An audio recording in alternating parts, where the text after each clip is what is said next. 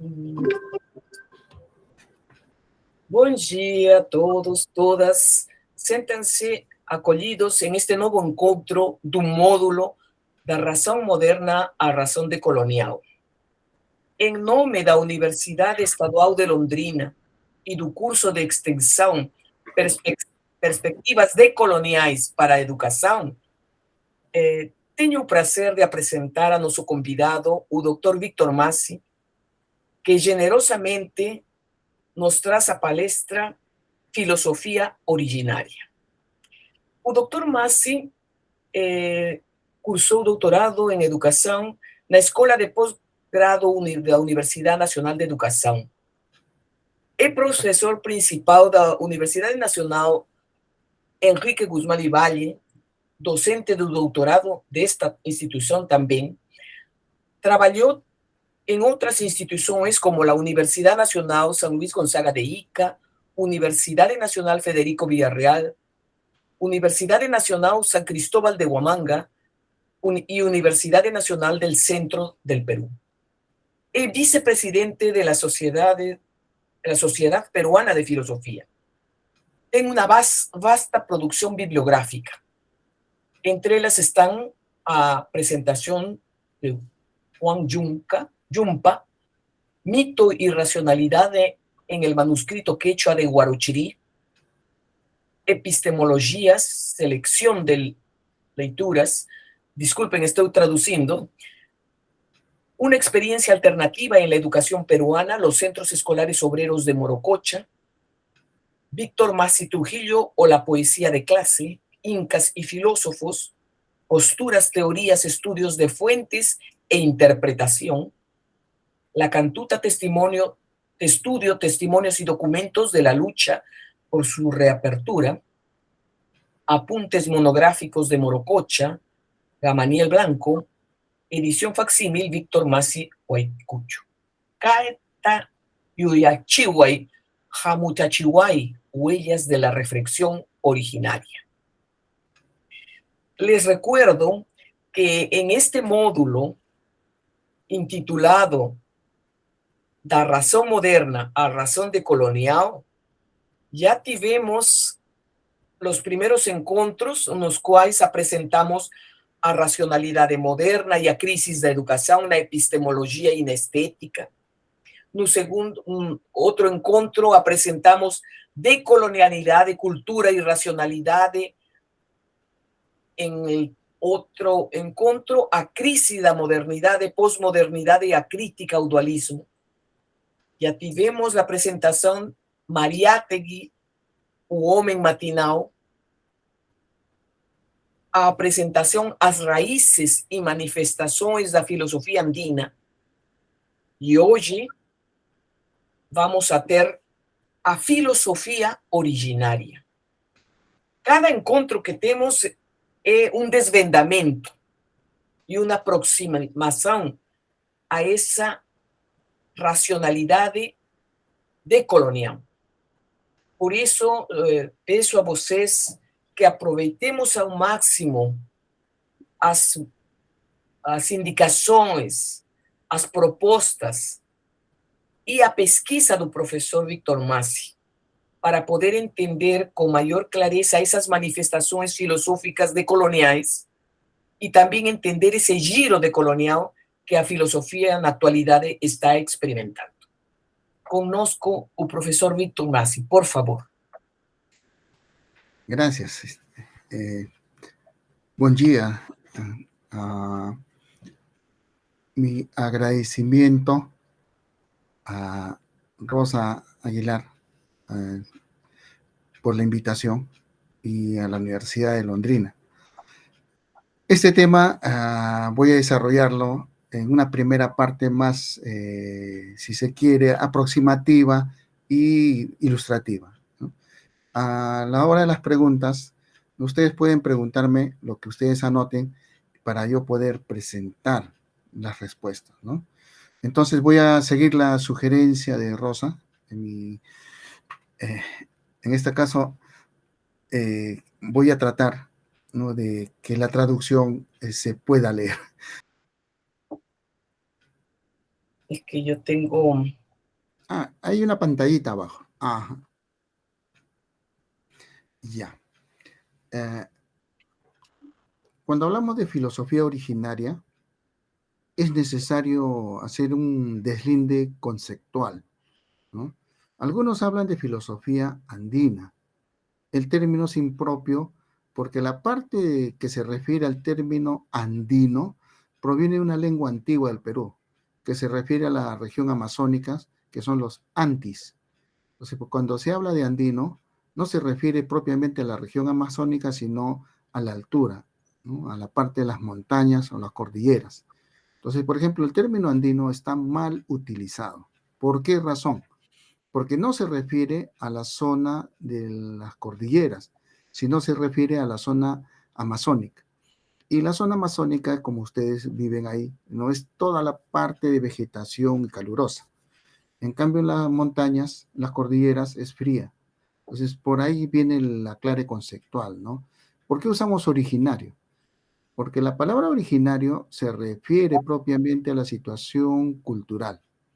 Y esa situación cultural implica, ¿no?, que antes de la llegada de los portugueses o españoles, ya había acá sociedades conformadas, sociedades que tenían sus propios sistemas de gobierno, producción, economía, cultura, etcétera.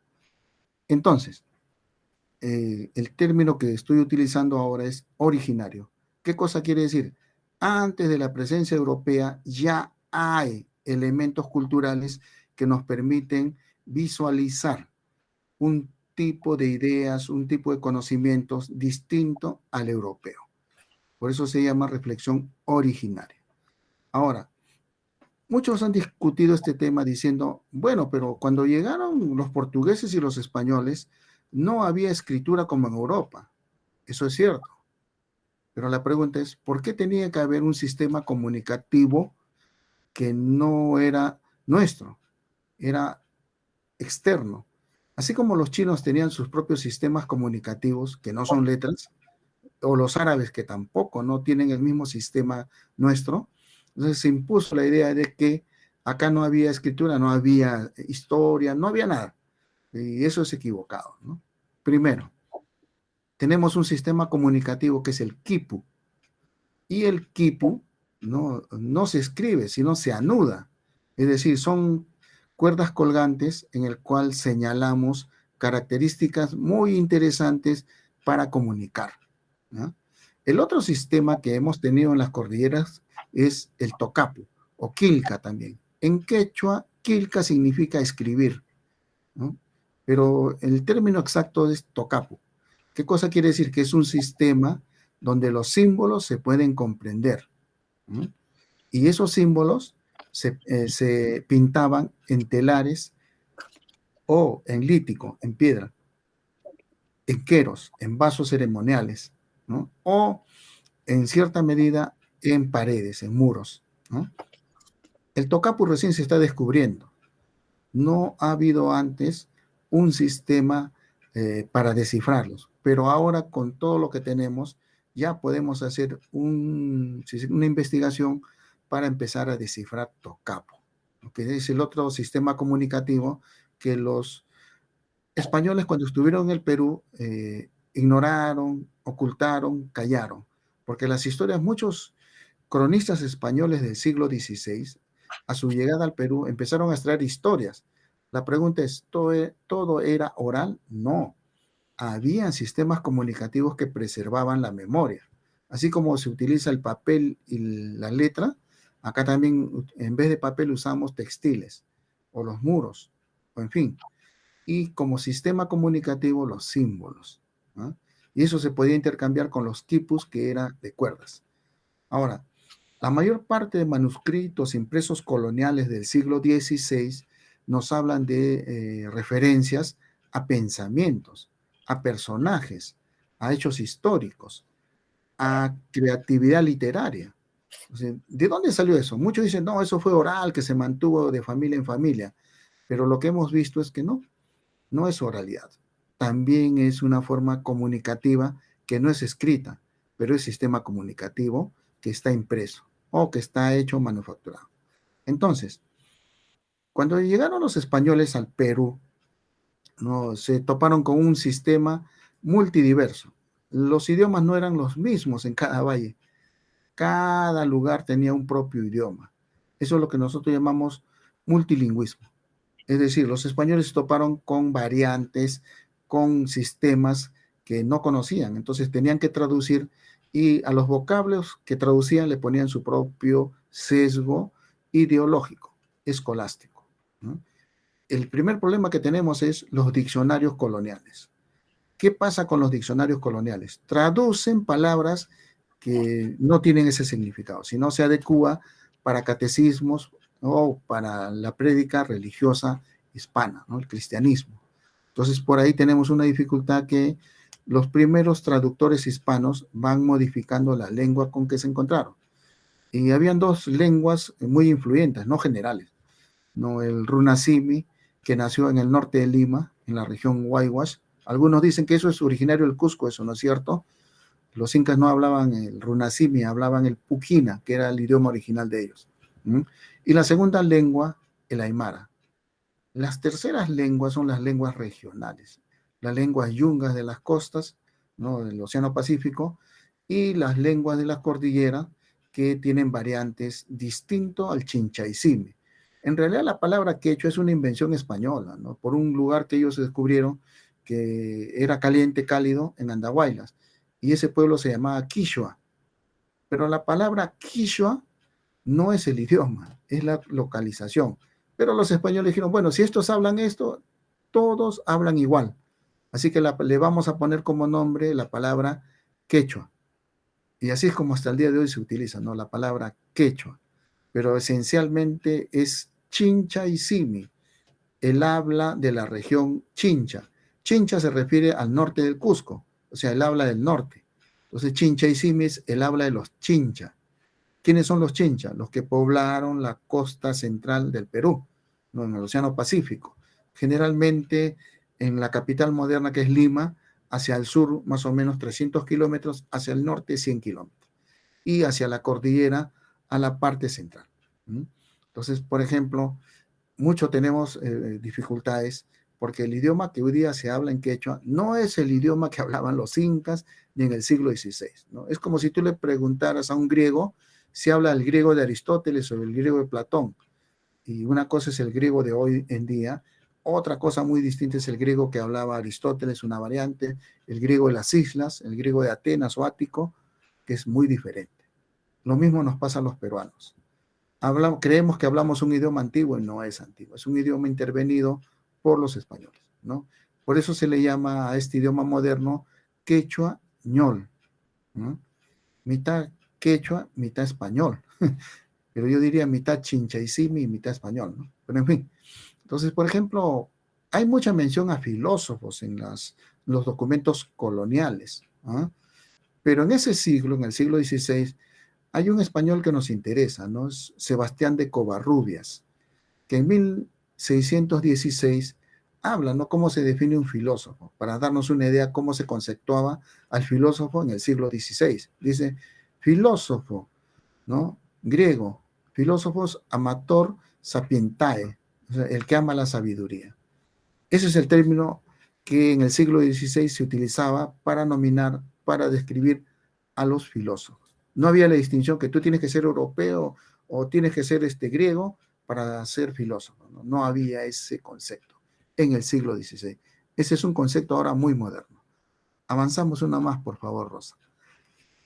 Uno de los principales, si se quiere, que propenden en Europa nuestra sabiduría aquí en la región de las cordilleras del Perú, es el Inca Garcilaso de la Vega, ¿no? Hijo de un español, un capitán español, ¿no? Aliado de Pizarro, y una noble cusqueña, ¿no? Que se aliaron con los españoles. Inicialmente no se llamaba Garcilaso de la Vega, ¿no? Eh, Suárez de Figueroa era el nombre que él se puso, ¿no? Pero llegando a España es discriminado y segregado, a pesar que no es, tenía mucho dinero, no tenía mucha riqueza, pero en el modelo español de la época es segregado, ¿no?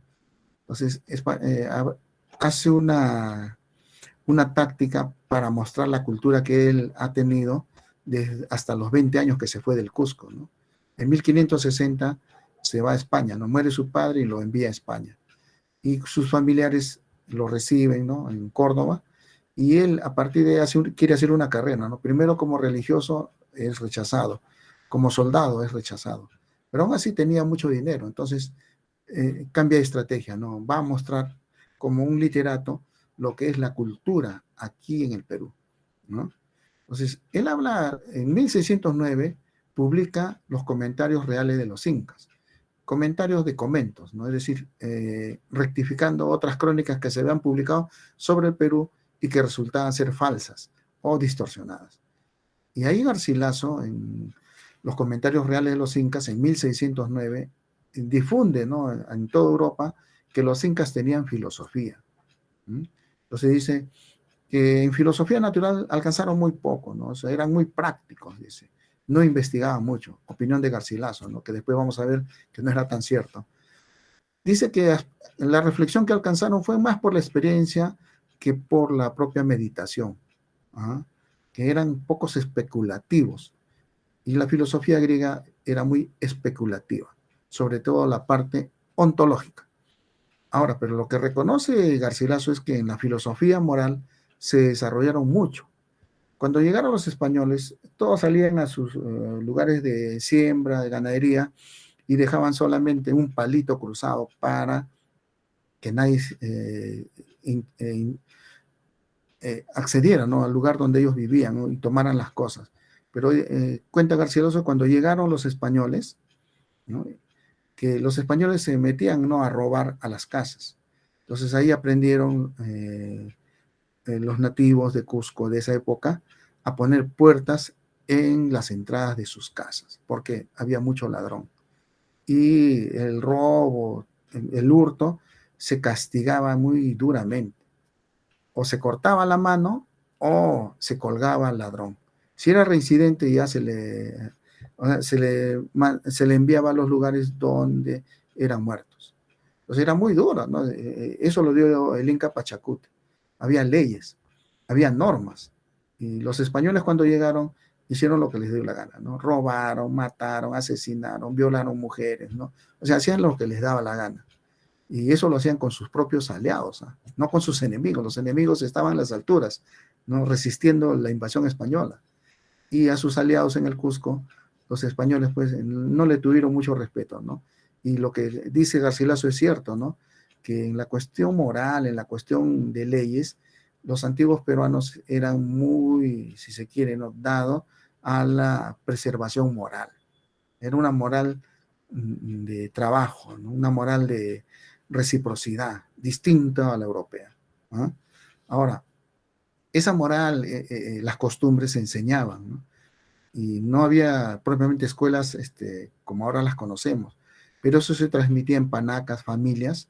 Panaca significa familia, y o auyu también, donde los ancianos enseñaban a los jóvenes.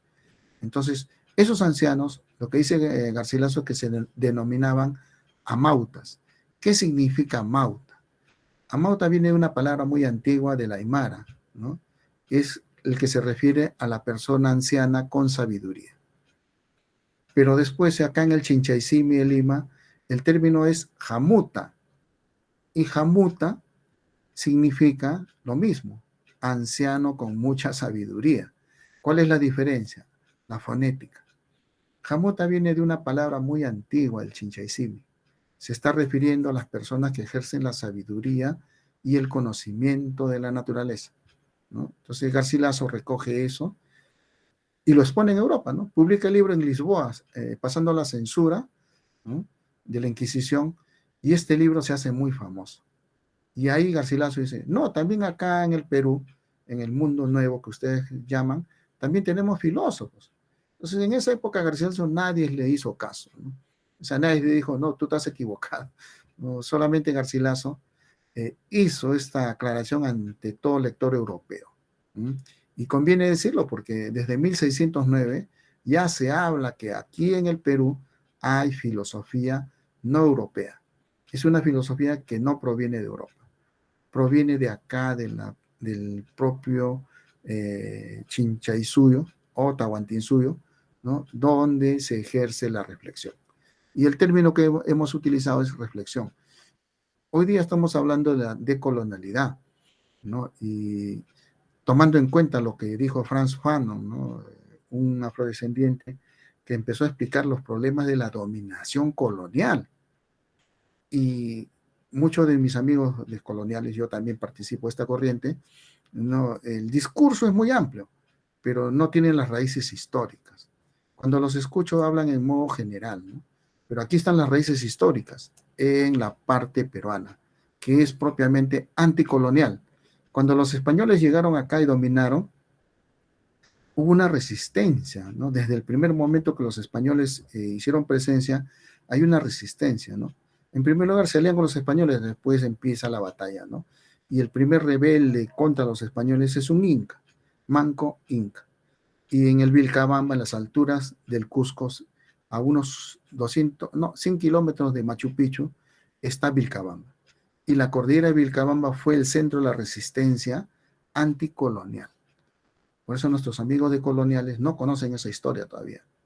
Algún atisbo lo ha dado Enrique Dussel, pero usualmente muchos desconocen, ¿no? El que más conocía era mi compatriota Aníbal Quijano, pero no hace la relación entre esa batalla anticolonial contra el proceso, ¿no? De asimilación colonial que tuvimos desde 1533. Una de las primeras voces en reivindicar lo propio es el Inca Garcilaso, pero no es el único, ¿no? Una más, por favor. Entonces, el otro autor ya no es mestizo como Garcilaso, no es de padre español y madre noble cusqueña, ¿no? Es Felipe Guamán Poma de Ayala, ¿no? Su crónica se encontró en 1906 o 7 más o menos, ¿no? En Dinamarca, en una biblioteca. Y de ahí empieza a generarse todo un conocimiento del antiguo Perú, hecho por alguien que era también participante de la extirpación de las creencias nuestras en los huacas. Huaca significa protector, no significa Dios, nada de esas cosas, ¿no? Es un protector, pero distinto al modelo de religioso europeo. Entonces, Felipe Guamán Poma de Ayala, también, así como el Inca Garcilaso, habla que aquí, en esta parte de Sudamérica, hay filósofos, ¿no? Y aquí el manuscrito original dice de cómo eran filósofos, ¿no? Y astrólogos. Es decir, se asemeja mucho a la reflexión de los primeros griegos para tratar la ontología como una filosofía natural, situando la mirada en la parte astronómica, ¿no? Pero lo que dice Guamán Poma es sorprendente, ¿no? Estos filósofos conocían de las estrellas, eran grandes astrónomos. Estos filósofos sabían predecir el clima, cosa que en la parte astronómica europea no había. Y estos filósofos sabían predecir eclipses. Ustedes miren, no, pero los primeros fueron los europeos. No, eso no es cierto. En México, en Perú también se predecían eclipses. Y eso lo dice Guamán Poma Ayala cuando dice que estos son filósofos. Una más, por favor. Entonces, por ejemplo, hay otros autores, por ejemplo, hay cronistas españoles que también nos hablan de lo mismo. Uno de ellos es Martín de Murúa, ¿no? Religioso español de la orden mercedaria, ¿no? Entonces, Martín de Murúa escribe, dice, estos incas, ¿no? Refiriéndose a los antiguos, tenían unos médicos o unos filósofos, dice, unos adivinos. A esto les llama huacacue, que no hay una traducción en el Chinchaisimi, ¿no? Porque si fuera en Chinchaisimi sería huacacuco, o sea, el que te protege, ¿no? O el que es el mediador entre el protector y la población. Podría ser esa la traducción, pero Murúa no dice exactamente qué significa, ¿no? Entonces, también, ¿no? Los menciona como astrónomos, o sea, medían el tiempo observando el ruedo del sol, ¿no? El sol cada mes no sale por el mismo lugar y no se oculta por el mismo lugar. Si alguien tiene esa visión, sabe, ¿no? Que por cada estación o solsticio o equinoccio, el sol está en un determinado lugar. En el Perú lo sabían y utilizaban las montañas para marcar el rumbo del sol. ¿Mm? Y eso, por ejemplo, ¿no? Nos da una idea de cómo razonaban la parte astronómica. Ahora, los mencionan como personas que eran muy frugales, ¿no? Dados a la sabiduría, y el principal tema de su existencia es generar sabiduría. ¿Ah? Entonces, por ejemplo, esta es una imagen que está en Murúa, que habla de esos ancianos, ¿no? Que eran sabios. Entonces, y si uno ve que encima de la cabeza tiene un signo, es un símbolo, ¿no? Está diciendo que este es Aymara. Y el pectoral que tiene en el pecho es un símbolo de los aymaras, ¿no? Este es un anciano que sabe, pero que su procedencia es aymara. ¿Cómo lo sé? Por los símbolos que está llevando, ¿no? Una más, por favor. Entonces, otro de los españoles, perdón, italianos, que está en el Perú ya en 1632, es Giovanni Anello Oliva, napolitano. Él es jesuita, ¿no? Y él está escribiendo, 100 años después de la llegada española, él está escribiendo lo que está encontrando en el Perú. Igual, ¿no? Él dice que también que hay amautas, ¿no? Filósofos, ¿ah? Y no, nombra varios, pero no dice cuál era el tema de su reflexión. Y finalmente Antonio de la Calancha, ¿no? Otro religioso. ¿Ah? Él también habla, ¿no? De los filósofos, los amautas, que son los filósofos, siguiendo a Garcilaso. Entonces, hay, ¿no? Una referencia colonial que nos dice que en el Perú habían filósofos que no eran europeos, ¿no? Que eran propios de acá, ¿no? De la parte de la cordillera de Perú. Una más, por favor, Rosita. Entonces, los amautas o jamuta, como nosotros llamamos, el término está bien aquí arriba, jamuta, así se debe pronunciar. Nos hemos acostumbrado al españolizado amauta, que tampoco no está mal, ¿no? Pero esencialmente es jamuta, así se pronuncia. Entonces, por ejemplo, en toda la parte del Tahuantinsuyo, yo no utilizo la palabra imperio de los incas, porque eso es impropio, ¿no? Por si acaso, es napoleónico. Lo que llamamos es Tahuantinsuyo. A algunos se le ha ocurrido llamarle Agyayala, ¿no? Que también eso es un error, pero terrible, es un anacronismo. Pero yo veo que muchos, sin criterio, utilizan la terminología. Ese término recién lo han creado hace unos 15, 20 años y no representa lo que somos los peruanos. Nosotros nos reconocemos como parte de una evolución histórica que en el periodo del tardío termina con los incas, pero antes de los incas hay otro sistema organizativo, los Wari, ¿no? Y antes de los Wari están los Chavín. Es decir, tenemos una evolución histórica en la cual cada nación, ¿no? Ha empezado a expandirse. La última es la cusqueña, ¿no? Los incas. Ellos se denominaban a sí mismos Tahuantinsuyo. Tagua es 4, ¿no? El término NTIN significa reciprocidad, ¿ya? Es una partícula. Suyos es región, es decir, las 4 regiones recíprocas o unidas entre sí. A eso se refiere Tahuantinsuyo. Es decir, tenemos el norte, el sur, la parte del Océano Pacífico y la parte de la Amazonía, los Andes, ¿no? Para el norte, Chincha; para el sur, Coya, Collasuyo; para la parte este, Contisuyo, ¿no? Que llega hasta las Islas Marquesa en el Océano Pacífico, más o menos unos 3.000 kilómetros, y para el lado Anti, solo hasta ciertas partes de Brasil, ¿no? Y, por ejemplo, cuando se habla de Tahuantinsuyo, no se refiere a un imperio, se refiere a una confederación de naciones. ¿Mm? Y esto, por ejemplo, llega a colación, ¿no? Que hay un personaje central en el gobierno inca que se llama Vila Humo, es decir, el encargado de rendir rituales a los huaca. Huaca, como dije, es protector. ¿Dónde se hacía esto? En el Cusco. Hay un lugar que se llama Inti Cancha, pero los españoles en su ambición de oro le pusieron Coricancha. Los incas no le tenían mucha atención al oro, sino como una parte ritual, no era una riqueza, ¿no? El oro era un adorno. Y los españoles en su ambición de encontrar oro le pusieron al templo o al centro ritual Cori Cancha. ¿Qué significa? Cori oro, cancha lugar, ¿no? Patio, en fin. Entonces, el patio de oro, pero no significaba eso, ¿no? El Inti Cancha quiere decir el patio del sol, donde se adora el sol. Y la forma de hacerle ritual es reflejarlo en láminas de oro, ¿m? Que vendrían a ser más o menos el remedio, la forma como era el sol. Entonces en el Inti Cancha, ¿no? Vivían los sabios, ¿no? Y el Amarucancha era el lugar donde se enseñaba, las escuelas, que nosotros llamamos hoy en día Yachay Huasi, Huasi casa, ¿no? Yachay saber, la casa del saber. Que hoy día muchos dicen no escuela. Entonces, primero, ¿no? Estos sabios utilizaban cuerdas, quipus, por eso se le llamaba quipu camayo. Camayo quiere decir el encargado, el que hace, el encargado de los quipus o el encargado de generar o crear, construir quipus. ¿Ah? Entonces, con esos quipus llevaban la contabilidad.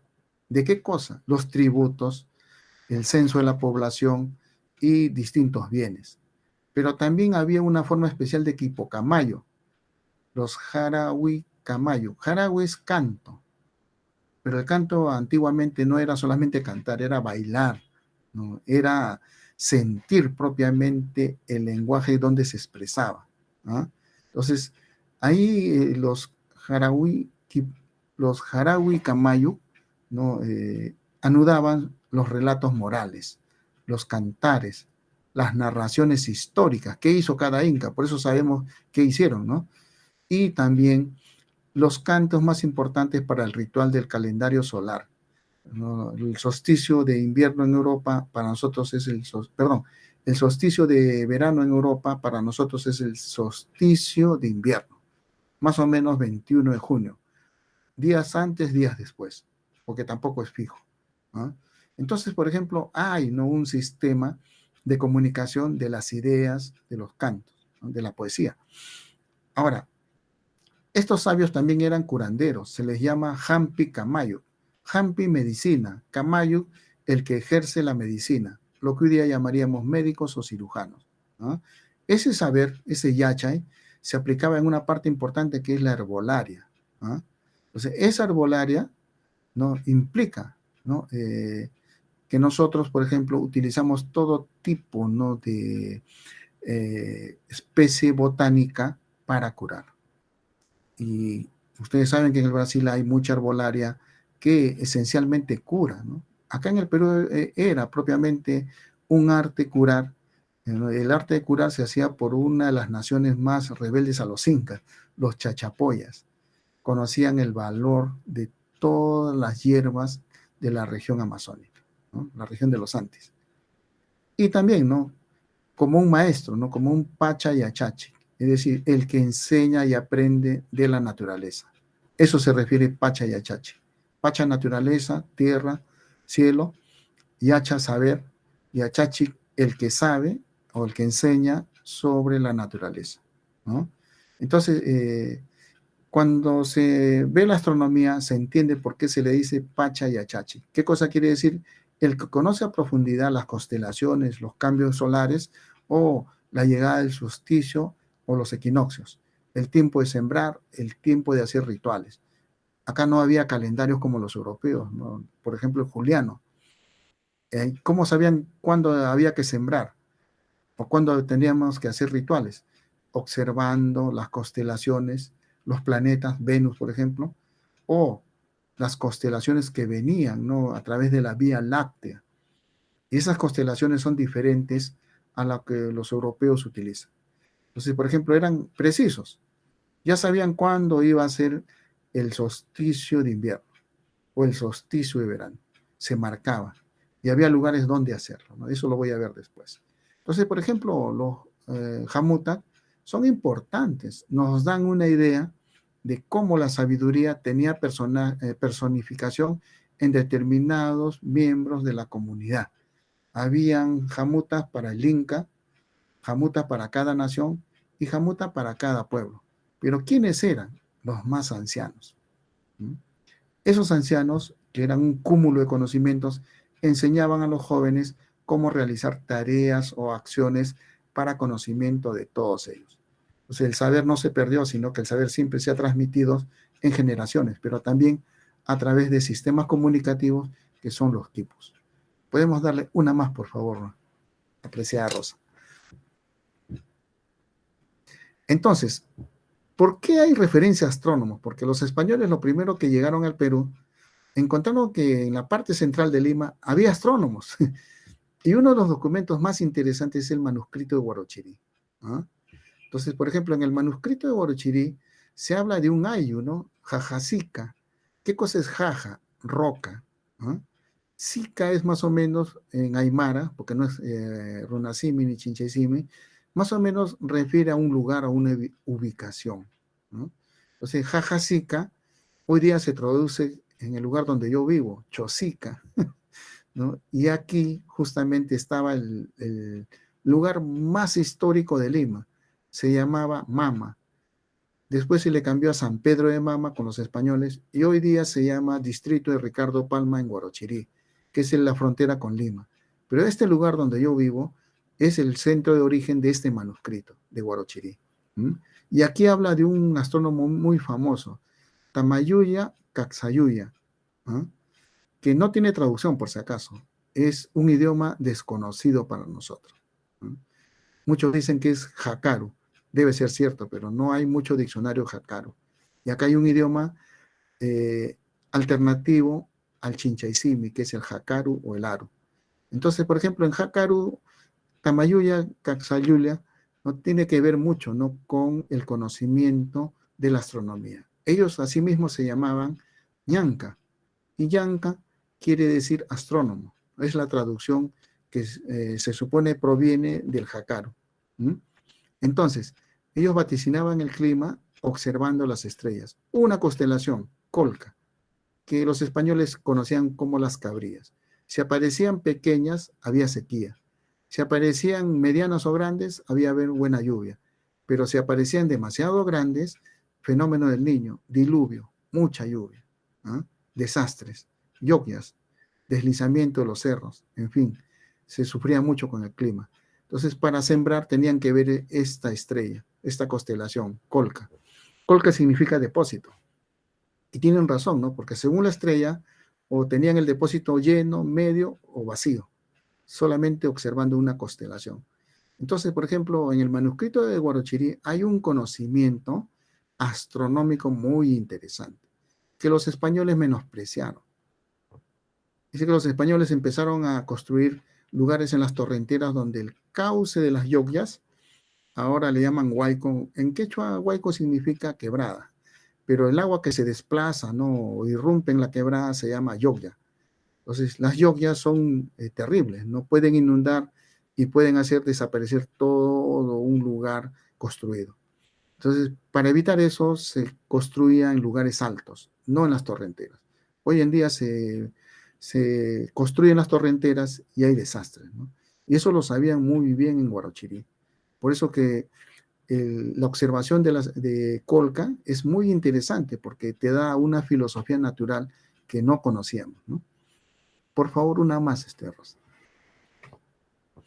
Entonces, ¿cómo sabían determinar los calendarios, ¿no? ¿Cómo sabían cuándo era el 21 de junio para nosotros hoy, que es el solsticio de invierno? En Machu Picchu hay un lugar, ¿no? Le llaman el Torreón. Y esta es una foto, y la he extraído del comercio, ¿no? Tengo otra, pero que no está tan buena. Entonces, por ejemplo, el 21 de junio, en este cerro que se llama Yanantin, que es recíproco, sale el sol más o menos a las 6:53 de la mañana.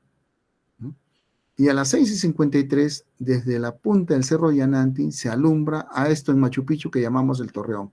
Acá hay una ventana. De esa ventana entra la luz y ahí hay ofrendas al sol, ¿no? Todo lo cultivado, maíz, quinoa, ¿no?, en fin. Y solamente ese día ocurre que la ventana se ilumina y la luz del sol pasa por la ventana. ¿Qué cosa te indica esto? Solsticio de invierno, ¿no? Entonces, no hay calendarios como en España, sí, pero hay observatorios donde te determina la fecha y el momento. A esto se llama saigua. Esto de acá también es una saigua. Uno dice, ¿y estas escaleras a dónde conducen? No son escaleras. ¿Qué cosas son? Son marcadores temporales. A esto en Ayacucho se le llama intihuatana, ¿no?, lo que amarra el sol. Inti sol, guatana, lo que debe amarrar el sol, amarrar el sol. Pero esto de acá, lo que ustedes ven como escaleras, es un marcador solar de sombras y luz. ¿No? ¿Y qué cosa te indica? Que el 18 de agosto es tiempo de sembrar. Cuando se pone de esta manera, y eso ocurre durante 3 días nada más, ¿no? Si tú ves esto, te está indicando que tienes que ir a sembrar. Comenzó la época de siembra, porque ya viene la lluvia.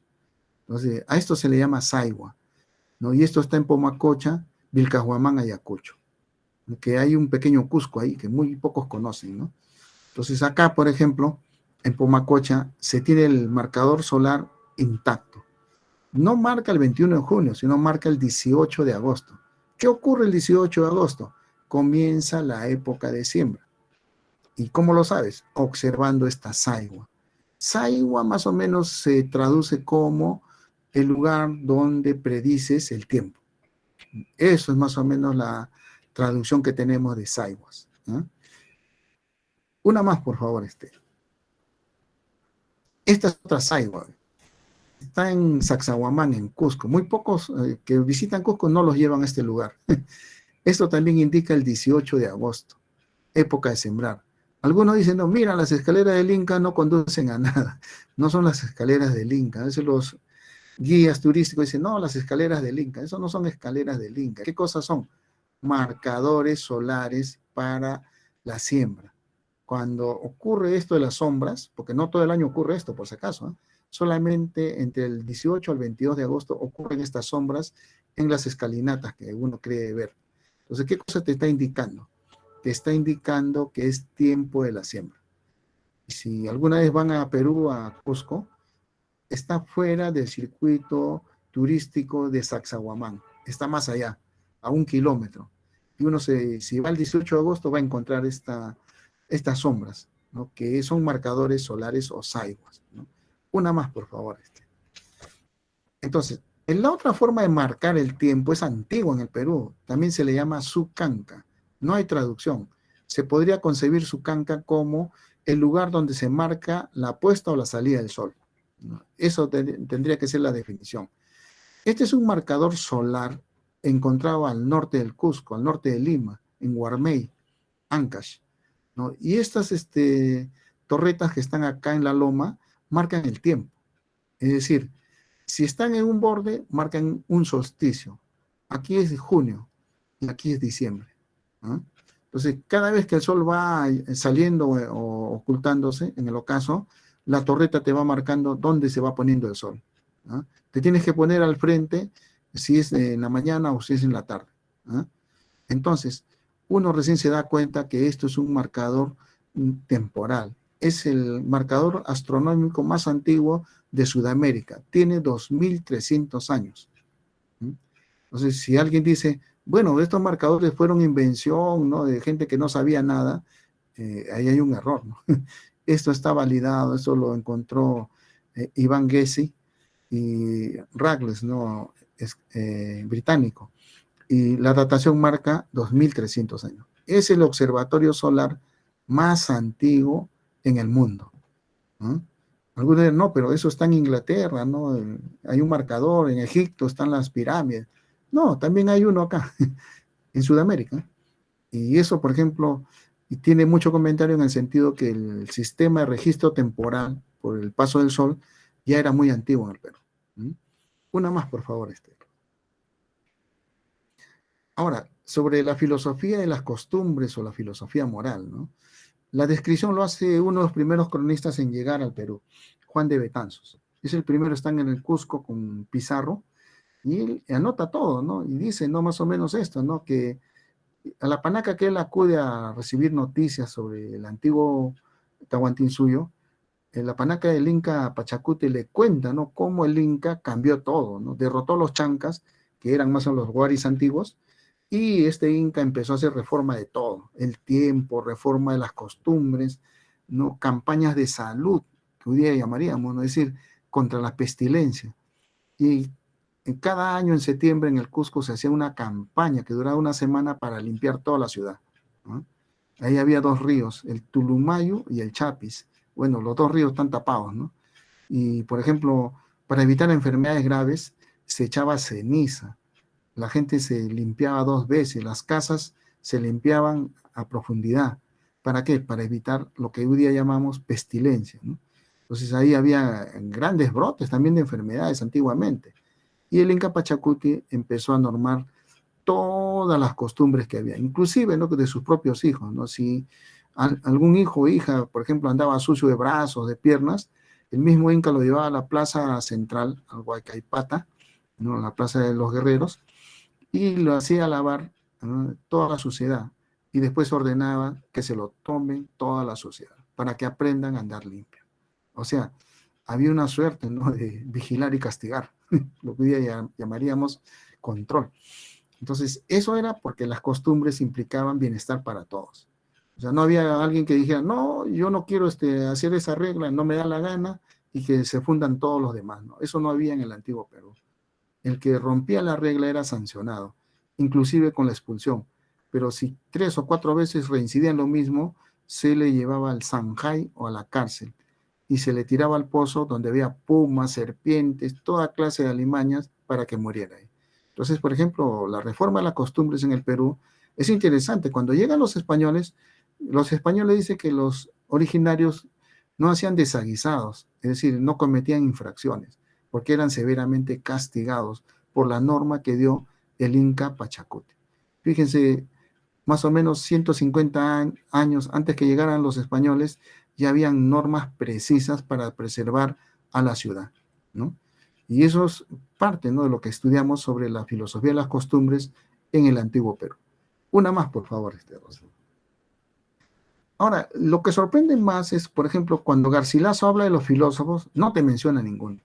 Garcilaso habla de los amautas, dices, los amautas son, ¿no?, los filósofos del Inca, pero Felipe Guamán Poma Ayala, contemporáneo suyo, él habla, ¿no?, de un personaje, ¿no?, y lo dibuja, dice, ¿no?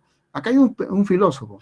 Ese filósofo, cuando él lo entrevista, todavía vivía, y dice que todavía tenía 150 años, ¿no? O sea, la longevidad en el Perú era natural. En cambio, los españoles, el máximo de vida que tenían, ¿no?, de esperanza de vida, 50 años. Era bien raro ver españoles ancianos o longevos. Pero aquí los españoles, cuando llegaron a esta parte, se dan con la sorpresa que casi una buena cantidad de la población eran longevos, personas con más de 100 años. Y Guamán Poma dibuja a este personaje que en la mano lleva un quipu. Está en blanco el quipu, es como tener una hoja en blanco, no tiene ningún nudo. Y un marcador solar. Lo que lleva en mano, en la otra mano, ¿no?, se llama tauna. ¿Qué cosa es tauna? Marcar mediante la posición de la vara donde se encuentra el sol. A eso se llama tauna. Y él marcaba, ¿no?, las posiciones del sol y lo anotaba en su tipo, ¿no? Entonces él dice que se llama Juan Yumpa, que es uno de mis primeros libros que yo escribí, ¿no?, sobre cómo había filósofos en el Perú que no eran europeos. Algunos hasta el día de hoy se resisten, no, no, que no tiene, eso no sirve, en fin, pero ahí está escrito. Ahí está lo que nos dice Guamán Poma, que era también un astrólogo, un astrónomo, ¿ah?, que sabía predecir el clima. Aparte, ¿no?, también era un regulador, era un matemático y sobre todo, ¿no?, sabía poner los calendarios para cualquier actividad ritual. Entonces, no le llama brujo, no le llaman otro tipo de denominación, sino le dice filósofo. Y uno dirá, pero ¿cómo? ¿En 1616 ya había filósofos en el Perú? Bueno, acá hay un personaje que están nombrando, ¿no?, y lo están dibujando, y está diciendo de su función. A eso se refiere con los supervivientes en la época española, que había extirpación de idolatría, se perseguía a los sabios, a veces se les exterminaba, se les mataba. Pero aquí Guamán Poma se encuentra con uno que es su paisano, en Uchucmarca, en Ayacucho, y lo describe. Y dice Guamán Poma que él ha conversado con él, ¿no? No es que le han contado, sino él ha conversado con él. Y le está explicando cómo es la astronomía antigua. Y Guamán Poma explica eso, ¿no? Dice, aquí alguien, ¿no?, que sabe sobre la astronomía, sabe, ¿no?, dirigir la mirada a cómo sacar los calendarios rituales o productivos. ¿Mm? Una más, por favor. Este es el modelo que Guamán Poma, que está en el dibujo, yo he sacado el personaje, y acá, por ejemplo, está el quipu, ¿no? Y aquí comienza el sol, su ruedo, es decir, comienza el solsticio, ¿no?, el 23 de diciembre, y va corriendo el sol ¿no? Aquí se ve por los cerros, ¿no? Dónde se oculta, dónde sale. Y al final, ¿no? Cuando llega junio, da la vuelta, es decir, regresa por el mismo punto hacia donde comenzó. Este es un movimiento cíclico, ¿ah? Y el movimiento cíclico lo sabemos porque hasta el día de hoy quedan todavía esas marcas en algunos lugares del Perú. En mi zona queda uno todavía, ¿no? Que es parte del manuscrito Huarochirí, que está medio derrumbado por la extirpación de la idolatría. Pero ahí está la torreta en el cerro. Cuando uno va al cerro, se encuentra con una torreta destruida. Y dice, ¿para qué es una torreta en medio del cerro? No, no tiene sentido. Claro, modernamente no tendría sentido, pero antiguamente los calendarios se hacían marcando en las partes altas, ¿no? Esos son las famosas sucanca. Entonces, con eso sabían qué hacer y tenían un pensamiento del movimiento, no como los europeos, ¿no? En esa época los europeos concebían que los cielos eran estáticos, las estrellas. Bueno, el sol se movía, ¿no? Pero el sol se movía en torno a la Tierra, decían ellos. Acá no había esa idea. Acá decía, bueno, el sol es cíclico y no había el problema de que el sol no se moviera, sino había que registrar el proceso cíclico. La primera forma de entender el movimiento solar es cíclico, muy diferente a Europa. ¿Mm? Una más, por favor, Esther. Entonces, todos los manuscritos coloniales que hemos estudiado hablan de conceptos propios nuestros, originarios. Para hablar de lo existente, los griegos llamaban a eso cosmos, ¿no? Los cielos, etcétera, cosmos. Pero acá no se llamaba cosmos, se llamaba Pacha, y Pacha tiene que ver con la tierra. Es decir, Pacha es lo que expresa nuestro conocimiento de lo que hoy día llamaríamos naturaleza. Pero Pacha en sí mismo contiene todo eso, ¿ah? O sea, genera, regula, se mueve, es la existencia, no, nos da cierto tipo de alimentación, ¿no? Cuando es eh, tierra, y sobre todo, ¿no? Se puede determinar a través de Pacha primero los ciclos cosmológicos, como hemos visto anteriormente, ¿no? La presencia espacial. Aquí en el antiguo Perú había una división espacial, el arriba y el abajo. ¿Qué significa Hanan? Hanan es arriba, Uri abajo. Esa dicotomía es bien esencial respecto a la europea, ¿no? Porque los europeos hablan de contradicción, etcétera, ¿no? Pero aquí hay una división espacial muy interesante, ¿no? Para ubicar, situar los objetos dentro del contexto. Entonces, también, ¿no? Pacha son hitos para nosotros marcar los tiempos, ¿ah? Entonces, cuando uno marca los tiempos en el día, eso es Pacha. Pero ¿cómo hacían en la noche? Las constelaciones, ¿no? Sobre todo los de la Vía Láctea, ¿ah? Y también, ¿no? Se podía predecir el futuro. Es decir, ¿cómo se predecía el futuro? Observando detalladamente las constelaciones, ¿no? Y eso podría entenderse como una forma de astronomía de predicción. ¿Mm? Los europeos descubrieron eso a través del cometa Halley, ¿no? Cada 76 años regresa el cometa Halley, es una regularidad, ¿no? Pero aquí ya había la idea de la regularidad con el Sol. No necesitaron descubrir al cometa Halley, sino al Sol. Y, por ejemplo, todos los tiempos tenían especificaciones conceptuales. Un año significaba una guata, ¿ah? Un mes significaba una quilla, una luna, la fase de la luna que vuelve a comenzar, ¿no? Había la semana de 10 días y el día se contaba también. Entonces, por ejemplo, hay un calendario muy preciso. ¿Cómo sabemos eso? Porque en Chachapoyas hace 15 años se descubrieron quipus astronómicos preservados. Y ahí sabemos que efectivamente los incas o los antiguos peruanos llevaban un proceso cíclico de 2 años, ¿no? O sea, cada día se marcaba una cuerda. Y eso nos da la idea de cómo sabían predecir eclipses. ¿Mm? Y también, ¿no? El contexto geográfico, ¿no? Es decir, se expandía el Tahuantinsuyo y los nuevos territorios no se podían entender cómo cambiaba o cómo es la variación horaria. Eso lo sabían, por ejemplo, cuando fueron a Chile, ¿no? Entendieron que el Sol tiene, ¿no?, una forma de distinguirse en el tiempo. Entonces, todo eso, ¿no?, nos da una idea de una sabiduría que no conocíamos. Una más, por favor. Ahora, alguien dirá, no, pero ¿hay tópicos reflexivos o solamente es que hay un inca que encuentran y ya está? No. Ah, en los manuscritos coloniales también hay tópicos reflexivos. Los españoles tuvieron que poner en el idioma originario lo que ellos no entendían. Entonces, aquí, por ejemplo, ¿no? Cristóbal de Molina anotó, ¿ah? Anotó, por ejemplo, ¿no? El sol honroso en los límites, ¿no? Calia Huiracochan, sol honroso en los límites, ¿no? Yutak Rurak, esculpes y haces en lodo, dice. Kamaskaiki, ¿no? Tu justa medida. Eh, Pregunta por el origen, ¿no? Aguapichu, ¿estás tejido? ¿No? Ujupichu, ¿estás en los humedales? Uyupichu, ¿estás en la nube? ¿No? O Yantupichu, ¿estás en las sombras? ¿Dónde estás? ¿Ah? Entonces, esto, por ejemplo, no es una búsqueda. Algunos le llamarían ontología, pero yo prefiero llevarle una búsqueda de lo natural. La siguiente, por favor. Acá hay otra, ¿no? Este es de Johan Santa Cruz Pachacuti. Este texto es de 1613, hay un dibujo famoso.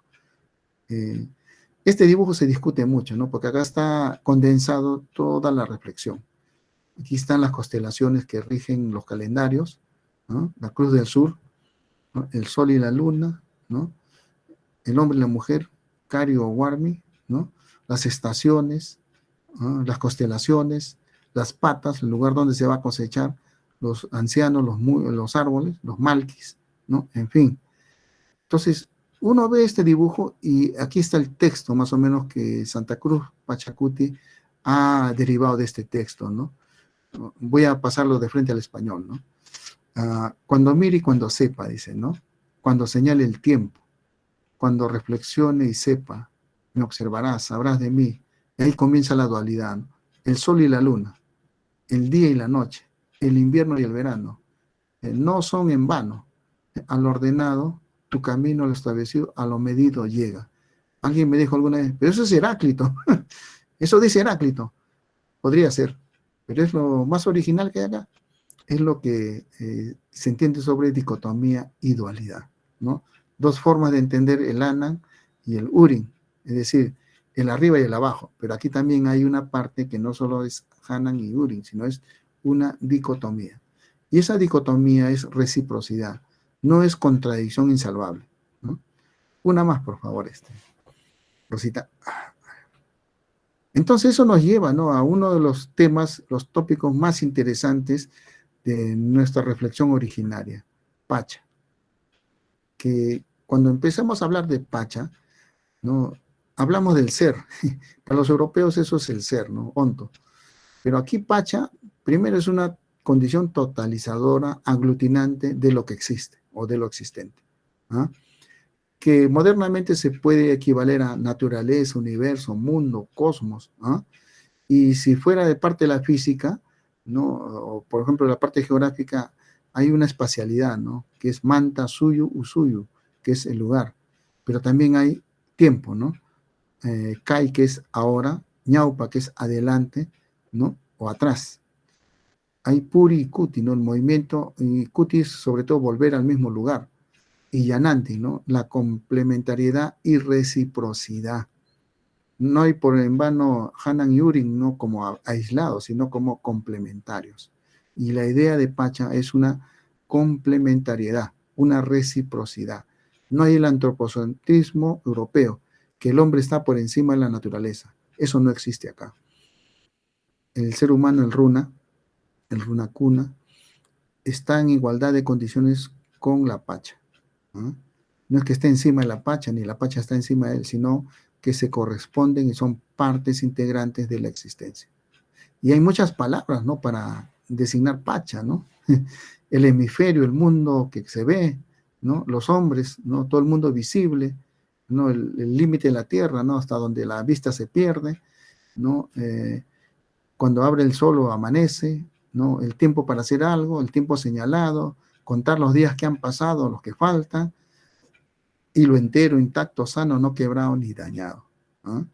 Esos son conceptos que podrían asimilarse a una reflexión muy original. Una más, por favor. Entonces, he tomado, ¿no?, de un antropólogo muy famoso, ¿no?, Juan Carlos Godensi, ¿no?, los principios reflexivos que me parecen adecuados para entender. El personaje que están viendo ustedes es propiamente, ¿no?, un alto misayuk. Bueno, es un término moderno, ¿no?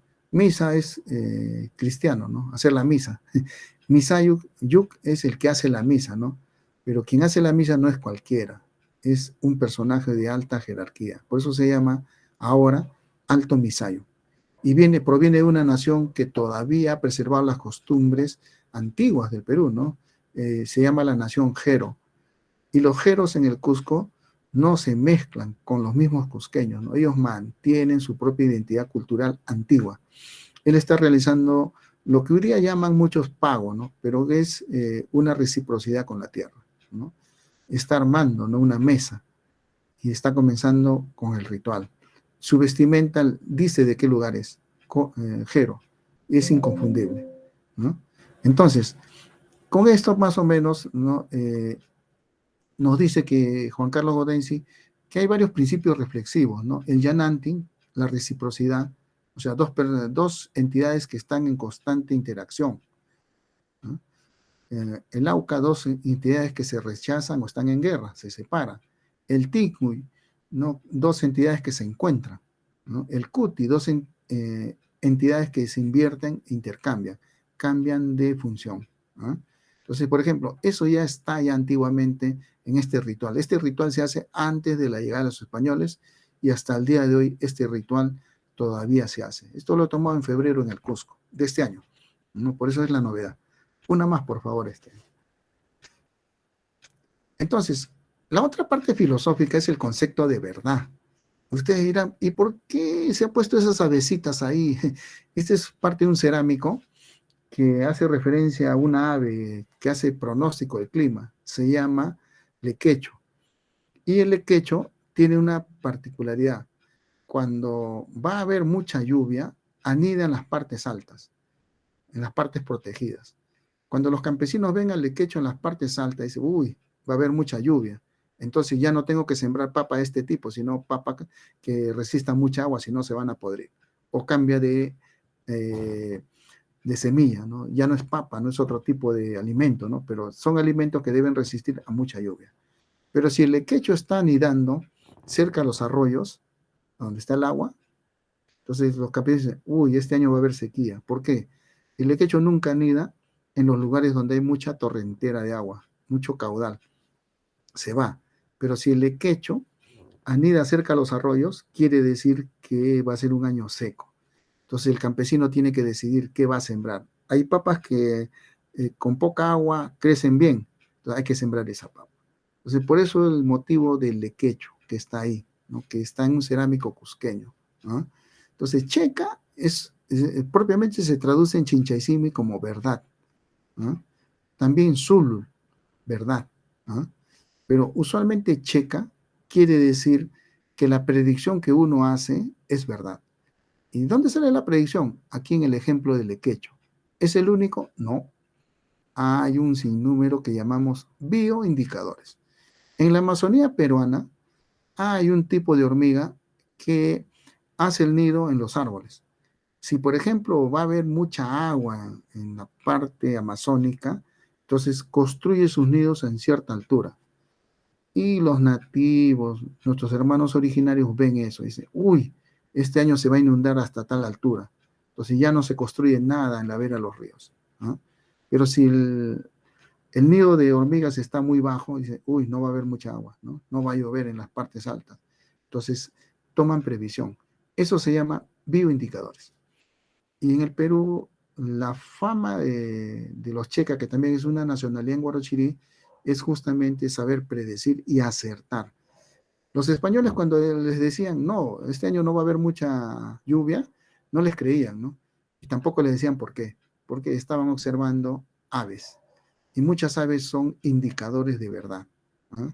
Cuando uno quiere saber el fenómeno del niño y vive en el norte de Perú, es muy fácil saberlo. Hay cierto tipo de aves que anidan en los árboles. Si anidan fuera, quiere decir que la lluvia va a ser normal, pero si anidan adentro, va a haber lluvia fuerte. Y si ya no anidan en los árboles, es que hay fenómeno del niño, ¿no? Y eso se sabe, ¿no?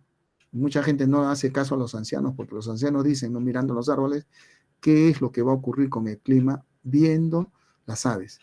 A eso le llamamos bioindicadores. Entonces, el criterio de verdad siempre ha partido de los bioindicadores, es decir, acertar en la predicción. Es así como hacemos una investigación científica, planteamos hipótesis y al final de la investigación o corroboramos, modificamos o desechamos las hipótesis. En el antiguo Perú no tenía esa palabra, tenía el término checa, que es verdad, ¿no? Superar el error. Checa significa muchas cosas, ¿no? Superar el error, ¿no? Traer un nuevo conocimiento, saber argumentar mediante razones, ahí está la reflexión, ejercer justicia en el juicio, ¿no? Teniendo premisas o antecedentes, ¿no? Establecer mecanismos para alcanzar la verdad, ¿no? O también mostrarse como un hombre verdadero, honroso. Eso es checa, ¿no? Y en el antiguo Perú, el ser nominado checa, checa runa, es algo así como una mención honrosa de alguien, ¿no? Es como hoy día decir científico, ¿no? Algo así era checa runa, pero era una persona versada en la verdad o basada en la verdad. O sea, sus conocimientos eran verdaderos en la medida, ¿no? Que genera y generaba nuevos conocimientos. Una más, por favor. Conclusiones de esta primera parte. Primero, ¿cuáles son las fuentes de la reflexión originaria? ¿Por qué afirmamos que hay reflexión originaria? Primero, porque hay fuentes coloniales escritas que hacen referencia a esas huellas de reflexión originaria.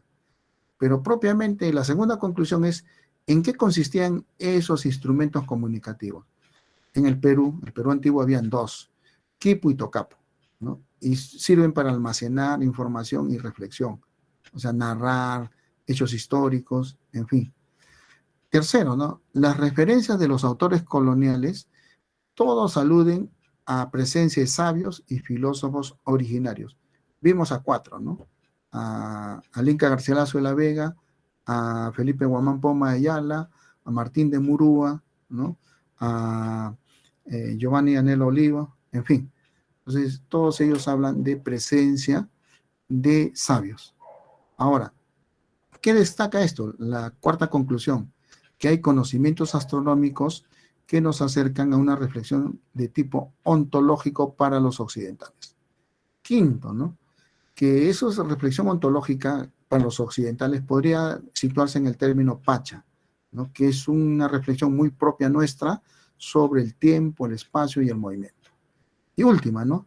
Hay reflexiones sobre el conocimiento y los conceptos de verdad, el yache, ¿no? Y eso nos distingue mucho, ¿no? De lo que nosotros sabemos respecto a los europeos. Una más, por favor. Y la última, bueno, no es propaganda. Esto es algo que he venido investigando. Acá me equivoqué. Bueno, 1994, este es el primer libro a presentación de Juan Yumpa, que es el sabio que les estoy mostrando. Una edición en libros por internet. Esta es una edición de 1916, es mi tesis de doctorado, que la convertí en libro. Y este es el último que acabo de sacar hace 2 meses nada más, ¿no? Que consolida todo lo que estoy hablando respecto a un lenguaje más sencillo para poder entender los procesos culturales y reflexivos que hubo en el antiguo Perú. Les agradezco la paciencia y estoy llano a todas sus preguntas. Gracias, Rosa.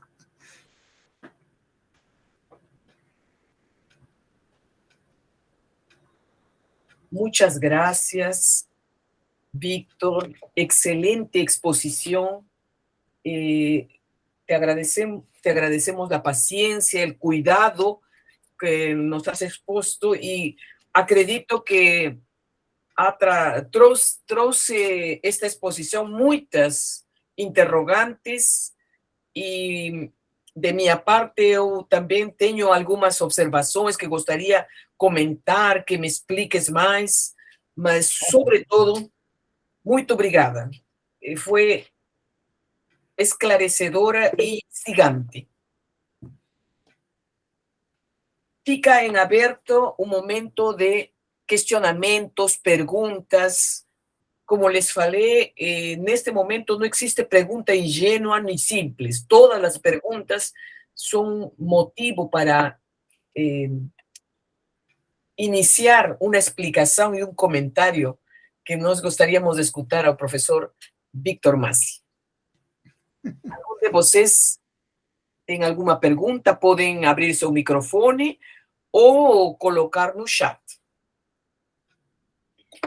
Eu, para quebrar um pouco a timidez, eu gostaria de iniciar, Víctor. E quando propões essa definição, essa aproximação dos registros que encontramos da cultura inca e das anteriores culturas que precederam a incaica, tú mencionas que es una filosofía natural. Uhum. Y para nuestros colegas también, para entrar un poco en ese tema, yo acredito que tenemos que lembrar que na antiguidade a expressão filosofia natural estava muito ligada à astrologia, à astronomia, à la reflexão sobre a natureza. Lembremos os primeiros filósofos, os filósofos da natureza. E é muito depois, posterior a Galileu, a Descartes, a Newton, que a palavra ciência toma essa conotação que actualmente tem. Mas antes deles, filosofia e ciência estavam juntas. Así es. O filósofo da natureza era o que se poderia chamar agora, assim, comparar um cientista antigo, alguém que estava até ligado com tratamentos como alquimistas também. Então, eu acredito que não levamos grande diferença nessa proposta de filosofia originária, andina ou latino-americana, para dizer, porque também não, para não colocar um nacionalismo unicamente peruana. Eu acho que a essa origem pertencemos todos, todos os latinos ou destas terras. Sí. Então, eu gostaria que me expliques um pouco esse termo filosofia natural, para que não parezca que estamos tão distantes dessa proposta europeia. Claro que somos paralelos, não estamos necessariamente debaixo nem em cima, estamos andando por rumos diferentes, mas, por favor. Oh, bien. Necesito siempre entrar a un concepto. Este concepto se llama anacronismo. El anacronismo es uno de los problemas para todos los investigadores respecto al pasado. ¿Qué ocurre? El anacronismo quiere decir, con conceptos modernos voy a estudiar el pasado. Y uno se pregunta, ¿este concepto moderno, contemporáneo, fue el mismo en el pasado? La respuesta es no. ¿Por qué razón? La palabra en latín scientia quiere decir conocimiento seguro. Los griegos utilizaban otra palabra que es episteme, que también significa conocimiento seguro. ¿Cuál es la diferencia con nosotros? Nosotros hablamos de conocimientos a través del yachay, que el yachay es una connotación conceptual muy propia de esta región, ¿no? Y esta región tiene, ¿no? Uno de los elementos más interesantes, que el verbo yachay también tiene un sustantivo, que es yachachay, yachachik.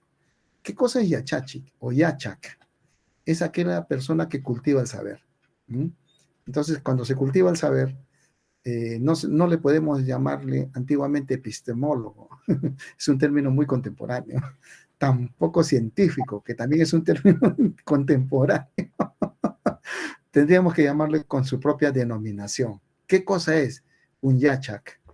La C o la Q al final, yachak, es un morfema agentivo, el encargado de, así se define, ¿no? Yachak, el encargado de saber. ¿Es un científico? No. ¿Es un epistemólogo? Tampoco. Se parece, podría haber similitudes, ¿ya? Podría haber similitudes, pero habría que denominarlo con lo que es. Entonces, siempre ha habido esta comparación, ¿no? A ver, los primeros filósofos griegos fueron naturalistas, ingenuos. Muy bien. ¿Y ustedes también? No. ¿Por qué no? Porque había un sistema para que los conocimientos se preservaran, pero no buscando una razón de por qué surge el conocimiento. Entonces, y la pregunta es, ¿y dónde dice eso? En las crónicas. Muchos cronistas, por ejemplo, Juan Polo de Ondegarda decía, ¿por qué estos andinos, ¿no? ¿Por qué estos empiezan a nominar a las estrellas como protectores de los leones, de las llamas, de los sapos? ¿Qué tiene que ver eso con la astronomía, no? Entonces, y una respuesta fue bien interesante, ¿no? Por ejemplo, dicen, ¿no? La constelación del Puma aparece cierto tiempo. ¿Pero por qué aparece? Es el tiempo que los pumas se reproducen. ¿Ah? O sea, tiene una razón, claro, tiene una razón. Cuando aparece la constelación, los pumas se reproducen. ¿Ah? De las llamas. ¿Por qué la constelación de la llama? Muy sencillo, dice, ¿no? Porque hay un regulador donde las llamas empiezan a parir, empiezan a multiplicarse. Entonces, cuando aparece esa constelación, las llamas se multiplican, dice, y hay que proveer a las llamas que se multipliquen. Entonces el español no entendía por qué. Sí, están locos, ¿no? Le van a poner nombre a las constelaciones, la llama, el puma, el cóndor, que no tiene razón.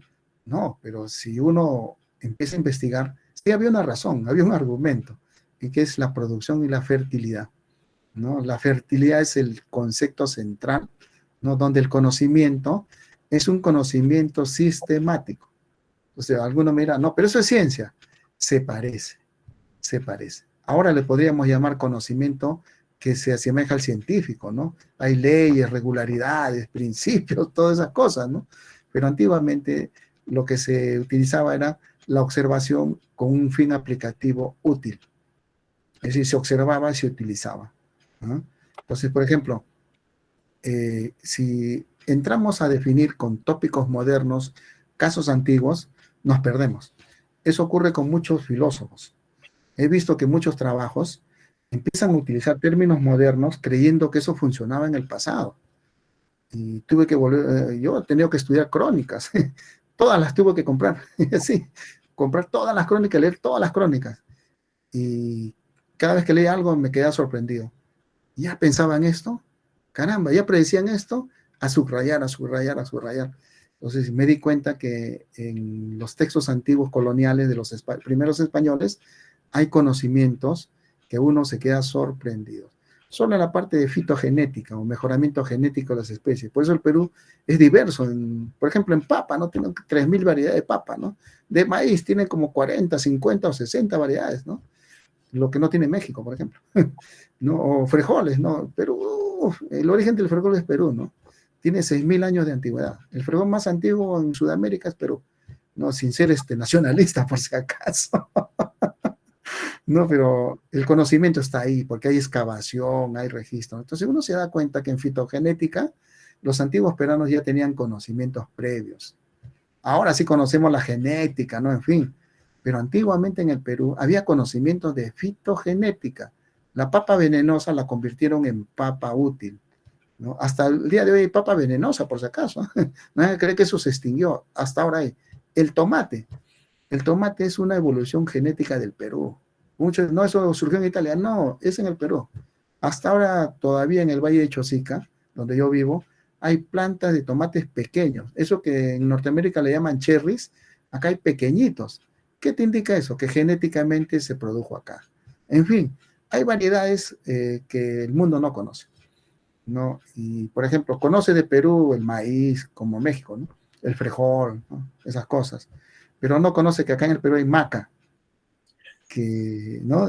Tiene, ¿no? Un fin reproductivo, fertilizador, pero también tiene zinc, o sea, aviva el cerebro, ¿no? ¿Qué cosa quiere decir? Hay una variedad que se llama maca roja.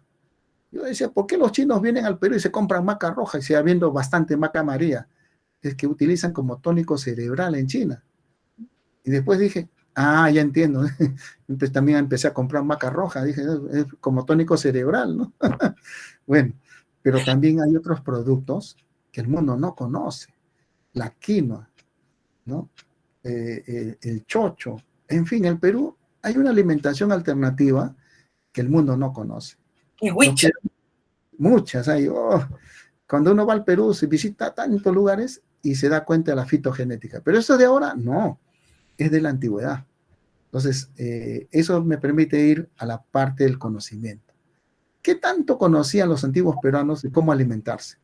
Entonces, es interesante leer lo que dicen los españoles, ¿no? Le prohibían el uso de maca. ¿Por qué? Porque crecían muy grandes y eran buenos guerreros.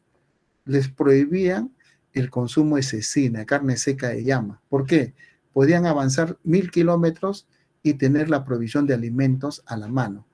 Los ejércitos de los incas se trasladaban grandes extensiones de terreno. ¿Qué llevaban para alimentarse? ¿Tendrían que llevarse una llama viva? No, la carne seca, el maíz tostado, el maíz seco tostado, ¿ah? La coca. Muchos dicen, no, la coca se usaba antiguamente en el Perú y es una modificación genética en los valles de la costa del Perú. Ahora pues tiene otro uso, ¿no? Ya se han ido a otro lado, ¿no? Pero antiguamente, si tú querías caminar 3, 4 kilómetros sin cansarte, sin sed, sin hambre, chachabas coca. Mordías la coca y lo expulsabas. La saliva es lo que te alimentaba. Entonces, todas esas cosas nos dan un tópico de sabiduría. O sea, ¿cuánto sabían los antiguos peruanos, no? ¿Eran científicos? No. Pero se asemejaban, quizás. ¿Ah? ¿Eran matemáticos? No. ¿Pero sabían contar? Claro. Tenían registros censales. O sea, el Inca sabía cuánta gente había en cada región. En Europa un censo se demoraba de 15 a 20 años. Es clásico el caso de un rey portugués que mandó a hacer censo en Portugal. Nunca terminaron, porque cada vez la población crecía, crecía, crecía y ya no se podía hacer nada, ¿no? Entonces, en eso, Rosa, por ejemplo, hay siempre un conocimiento que, bueno, le llamamos yachay, ¿no? ¿Qué cosa quiere decir? Conocimiento, ¿no? Que es muy diferente al modelo europeo. No sé si la pregunta está... Excelente, Víctor. Muito bom. Por favor, fiquem à vontade para fazer perguntas, questionamentos. Voy a leer aquí un comentario de Ana Cláudia. Agradeço pela aula, professor. O senhor diz da casa como espaço do saber, de transmissão de conhecimento pelos anciãos com sabedoria. Poderia falar um pouco mais sobre a cosmogonia de transmissão do conhecimento, com linguagens diversas baseadas em canto e poesia. Muito obrigado. Ana Cláudia. Ana Claudia, muito obrigado. Pueden hablarme en portugués, yo los entiendo por si acaso. He tenido la ocasión de estar en el Brasil 2 veces y haber estudiado hace 30 años portugués, sino que solamente lo hablo cuando converso con personas en portugués. Pueden hablarme, por favor, pierdan el temor, que sí los voy a entender. Ya estuve en Brasil, ya. No, en Iguazú, en Río Branco. Sí, los entiendo, no se preocupen, no tengan temor. Pero en fin, Guamán Poma de Ayala hace un registro, ¿no?, de poemas y uno se queda sorprendido. Hay poemas interesantes sobre cantos de guerra, cantos amorosos, ¿no?, cantos morales, cantos de batalla, ¿no?, o canto a la tierra, canto a la cosecha, canto a la mujer. Es increíble la cantidad de poemas que Felipe Guamán Poma de Ayala rescató. Él anotó, dijo, no, a ver, se fue a los lugares, anotó y lo pasó a su crónica. Entonces es interesante la cantidad de poemas, ¿no?, que pone Guamán Poma en idiomas que a veces no entendíamos. Hay un idioma que no entendemos, que está un poema en un idioma que no entendemos, que todavía no sabemos qué cosa es. Fíjense, hasta eso puso Guamán Poma, ¿no? Algunos creyeron que era un puquina, en la lengua de los incas, no es. Quinito, tampoco es. ¿Viene del Ecuador? Tampoco es. Y entonces, ¿cómo transcribe un idioma que no sabemos qué cosa es, ¿no? Y es un poema. Entonces nos da la idea de cómo, ¿no? Desde la antigüedad, los poemas, los arábicos, cultivaban, no creaban poemas. El Inca también creaba poemas. ¿Ah? O sea, el Inca favorecía siempre a los arahuicos y a los jarawi. La palabra exacta es jarawi, que se traduce como poema, poesía, modernamente, ¿no? Pero jarawi va con canto, con música, con baile, ¿no? Varias cosas a la vez. El que recitaba, el arábico, bailaba, cantaba y a su vez escenificaba. ¿Ah? Y uno me dirá, pero ¿cómo hacía todo eso? Es que era un modelo propiamente nuestro, ¿no? Latinoamericano. Y eso se ha mantenido y se mantiene en las comunidades. Cuando hay una ceremonia ritual, hay un anciano, un joven encargado de hacer la recitación. Y ellos, todas sus recitaciones son de poemas antiguos. Y tú te quedas sorprendido. Yo he espectado una vez eso en Huancavelica, ¿no? Hay un anciano que se paró en el público, empezó a recitar en una lengua que no entendí, porque yo entiendo el quechua, ¿no? El runacimi. Y lo hizo en una lengua que jamás entendí. Y lo grabé, ¿no? Dije, no, esto tiene... Y le di a un lingüista, le digo, oye, ¿qué idioma es esto? No entiendo, me dijo, ¿qué idioma será? Digo, pero lo he escuchado aquí en Huancavelica, ¿no? Y me dijo, mira, hermano, ahí hay una gramática que no conocemos. Y es un poema, ¿no? Me dice, sí, porque el tono que tú escuchas es un poema. Le digo, sí, pero no entiendo el idioma, me dice. Y él era lingüista, especialista en el tema. Y me dijo, has descubierto algo que no sabía yo, ¿no? Entonces, lo que siempre hacemos nosotros es investigar esa poesía. Y hasta el día de hoy se mantiene, ¿no? Los antropólogos están en eso. Pero nosotros desde el pasado al presente vemos que esa tonalidad se mantiene. Eso lo vio José María Arguedas, ¿no? Un gran antropólogo peruano, ¿no? Y él compuso poesía en quechua. Pero Arguedas dice a continuación, esto que yo estoy escribiendo es muy moderno, ¿no? Entonces, de todas maneras, uno entiende la poesía desde dos variantes distintas, ¿no? En Brasil ustedes tienen grandes poetas, ¿no? Bandeiras, en fin, que los he leído con atención, pero el motivo antiguo era diferente, era propiamente enraizado en la naturaleza, en la tierra, en la pacha, en los rituales, en las huacas, ¿no? Enraizado en la familia, en el ayu, en la panaca, en la mujer como fertilizadora, porque la mujer no era considerada como hoy día, ¿no? Como un elemento accesorio. La mujer tenía poder antiguamente. ¿Mm? Y podían tener los cargos que tenían los hombres. Ahí no hay que, bueno, porque eres mujer, tú no puedes ejercer.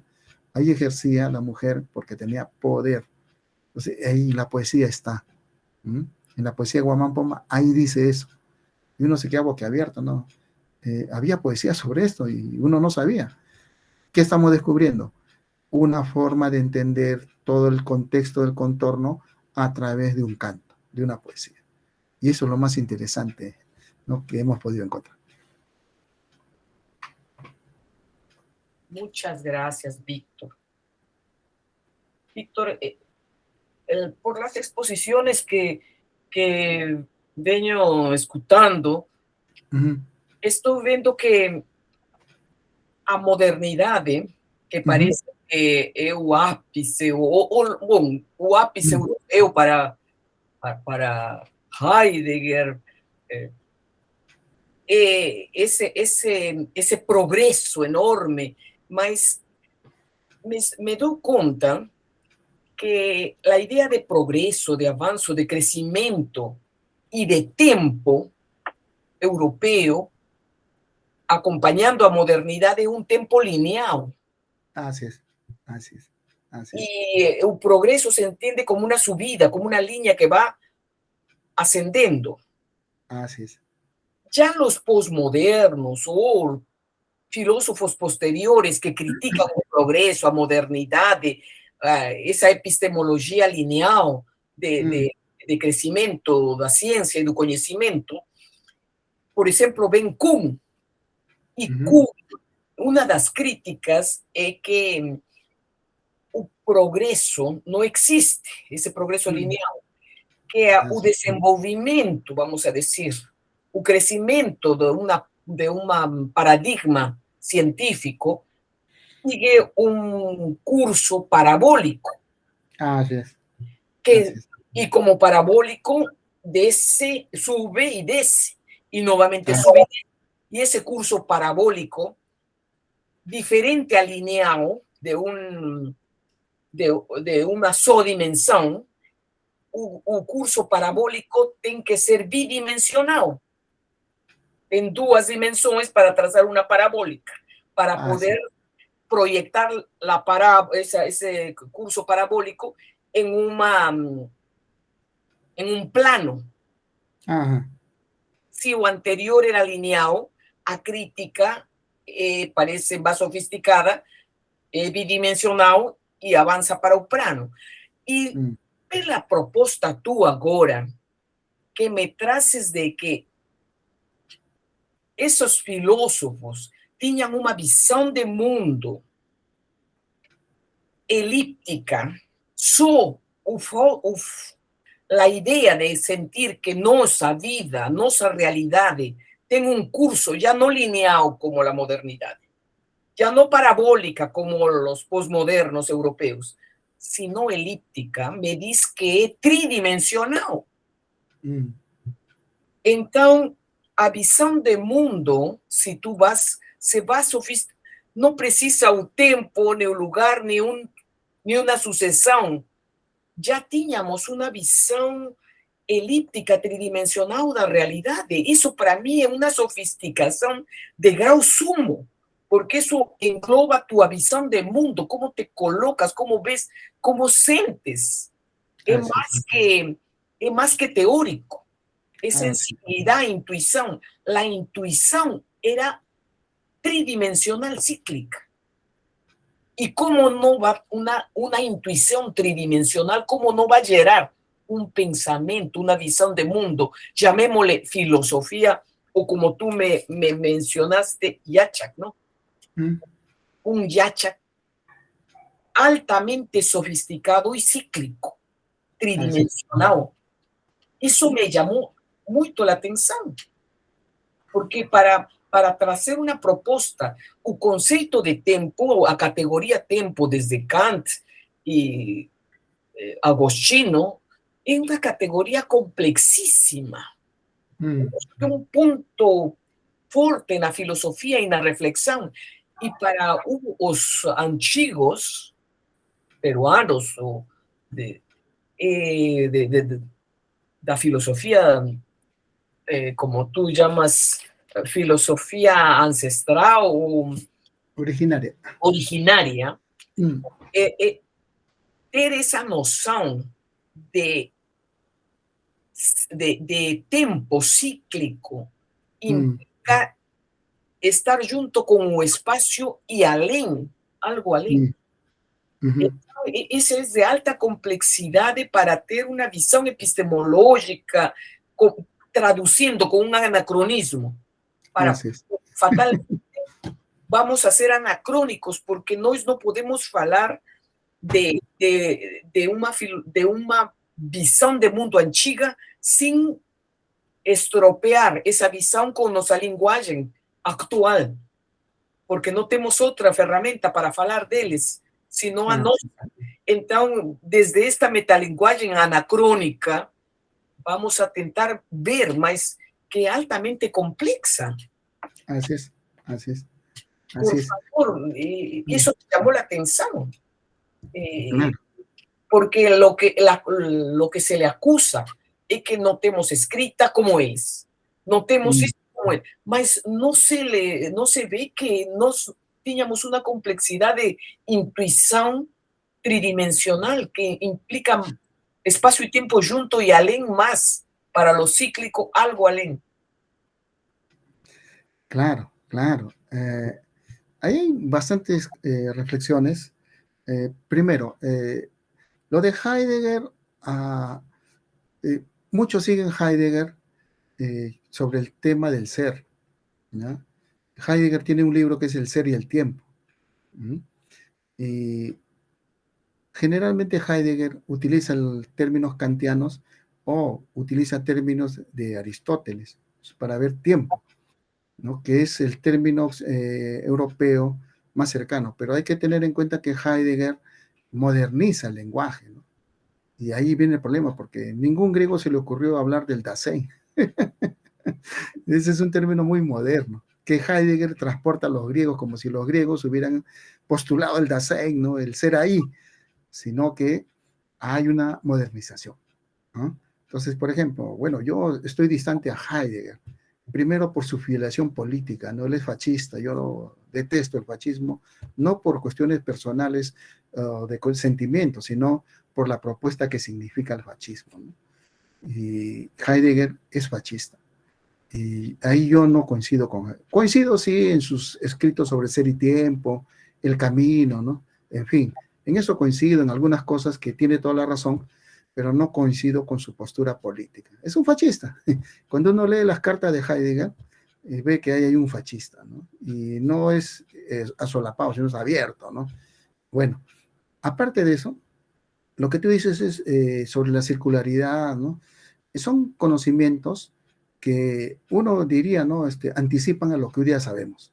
Pero hay otro también interesante, estimada Rosa, que es conocer por los sueños. Y conocer por los sueños anticipa a Sigmund Freud. Muchos leen a Sigmund Freud, la interpretación de los sueños, fíjense qué genial es Freud, cuando no se dan cuenta que muchos cronistas, inclusive en el manuscrito de Guarochirí está, que muchos sabios conocían por sueños. El relato de los zorros en el manuscrito de Guarochirí es que el conocimiento surge de un sueño. Y en el Cusco de 1632 hay ese problema, ¿no? Que los religiosos están prohibiendo que haya encargado de los sueños. Había personas encargadas de interpretar los sueños. O sea, a ver, ¿qué has soñado? Dame tu manto. ¿Dónde has dormido? En tal lugar. Voy a dormir ahí. A ver, ¿qué cosa tienes? Dame tu manto, dame algo tuyo para envolverlo y soñar. Y una vez que había soñado, salía y le decía, mira, va a pasar esto. Te pasa esto. O sea, era una suerte de psiquiatra antiguo. Entonces uno dice, ¿cómo sabían los antiguos peruanos conocer por sueños? ¿Eso es cierto o es falso? Bueno, eso es cierto, ¿no? Y la extirpación de la idolatría empezó a erradicar a los que sabían interpretar los sueños. Cuando uno lee Sigmund Freud se queda boquiabierto. Uy, mira lo que dice Sigmund Freud, la subjetividad, el sueño. Eso ya hay en el antiguo Perú. Eso no quiere decir que nosotros inventamos el término, sino que hay un antecedente de conocimiento. Entonces, todo esto que estoy tratando es un nuevo universo porque ha habido mucho prejuicio. Los mismos peruanos odian lo que tienen. Son endofóbicos. Es decir, mucha gente dice, odia a las personas que son de la parte interior porque dice, esta gente es salvaje. Eso no es cierto. Es gente que sabe mucho más que nosotros y que vive mejor que nosotros, ¿no? Y a veces siempre hemos tenido prejuicios a la propia cultura. Entonces, lo que yo estoy narrando y poniendo en tela de juicio es eso, que tenemos un pasado que no puede ser nacionalista, sino que eso inspira para todas las culturas de Latinoamérica, incluyendo Brasil, porque hay sabiduría en cada lugar. Y si lo rechazan o empiezan a quitarle las tierras, ¿qué va a hacer de esa sabiduría? La vamos a perder. Entonces necesitamos preservar eso. La medicina. Nos impulsan a ir a las farmacias cuando hay sistemas médicos ancestrales mucho más efectivos. ¿Qué hacen las farmacéuticas? Ahora se van a la región amazónica y están buscando que los sabios le den las claves cómo curar las enfermedades, ¿no? Lo patentan, ya es medicina de ellos. Y eso nos ha pasado a los peruanos, ¿eh? Con la uña de gato. Los suizos han patentado la uña de gato. Los peruanos no podemos vender uña de gato porque tenemos que pagarlo a los suizos la patente. ¿Cuánta uña de gato crece en Suiza? No crece nada, pero tenemos que pagarle a un país que no produce eso. ¿Por qué razón? Porque han patentado el producto que es de toda la región amazónica. ¿Cuánta medicina hay en las personas ancianas que conocen cómo curar males? Hierbas, a utilizar toda la herbolaria.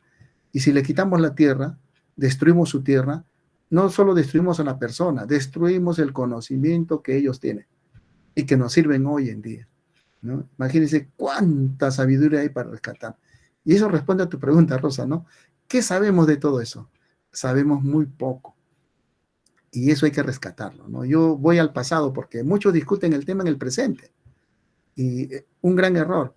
Para discutir el tema en el presente, tenemos que ir al pasado para ver qué cosa se ha descubierto y de explicar el presente utilizando el pasado, ¿no? Bien, tengo una pregunta, ¿me permites, Rosa? Acá tengo una pregunta de Rovenia Morín Borges.